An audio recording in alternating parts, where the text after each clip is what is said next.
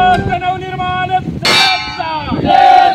अरे शेतकऱ्यांच्या तळवट लोणी खाणाऱ्यांचा अरे महाराष्ट्र सेनेचा आमच्या हातात दांडू आमच्या हातात दांडू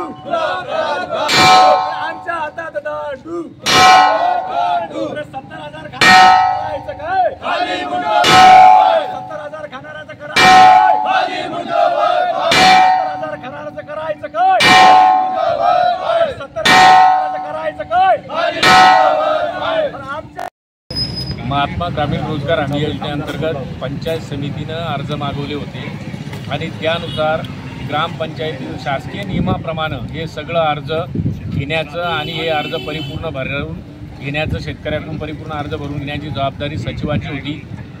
ग्रामपंचायतील सचिवानं हे अर्ज भरून पंचायत समितीमध्ये द्यायचे होते, परंतु पंचायत समितीनं ग्रामपंचायतीच्या सचिवाकडून कुठल्याही प्रकारचे अर्ज न घेता हे अर्ज शेतकऱ्यांकडून त्यांनी परस्पर भरून घेतलेले आहेत आणि यामध्ये ज्या ज्या लोकांनी त्यांना 70,000 रुपये दिले अशाच लोकांच्या विहिरी त्यांनी मंजूर केलेल्या आहे।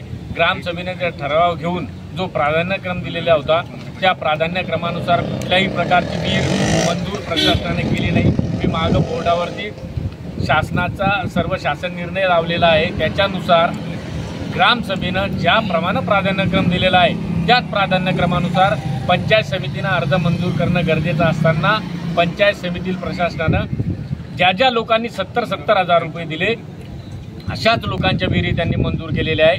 याच्या संदर्भात आम्ही वेळोवेळी आवाज उठवला, पंचायत समिती प्रशासनाकडे अर्ज दिले, निवेदनं दिले, जिल्हा परिषद सीओ गुलाबराव खरात यांच्याकडेही याचं सर्व निवेदन घेऊन आम्ही त्यांचा ही सर्व माहिती कथन केली होती, परंतु वरपासून खालपर्यंत सगळ्यांचे हात या 70,000 रुपयामध्ये बरबटलेले आहे।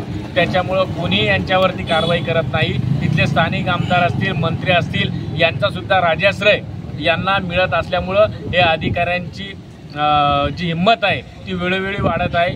आत्ता मागच्या वेळेस आम्ही हे सगळं निवेदन घेऊन इथं पंचायत समितीमध्ये आलो होतो, त्यावेळेससुद्धा फक्त शिलाई मशीन 10,000 रुपयाची शिलाई मशीन असती, त्या 10,000 रुपयाच्या शिलाई मशीनसाठी 2,500 रुपये इथल्या एका कर्मचाऱ्यानं स्वीकारताना तो रंगेहात पकडला गेलेला आहे। त्यामुळे चिखली पंचायत समितीमध्ये प्रचंड प्रमाणात भ्रष्टाचार बोकाळलेला असून याच्यावर कुठल्याही प्रकारची कारवाई होत नसल्यामुळं आज प्रशासनाचा निषेध म्हणून आम्ही घंटानाद आंदोलन करत आहोत। यापुढे याही आंदोलनावर जर का प्रशासन जागी झालं नाही तर यापुढचा पवित्र हा तीव्र स्वरूपाचा राहील आणि यानंतर आगामी काळामध्ये तीव्र स्वरूपाचं आंदोलन या प्रशासनाच्या विरोधात आम्ही उभं करू।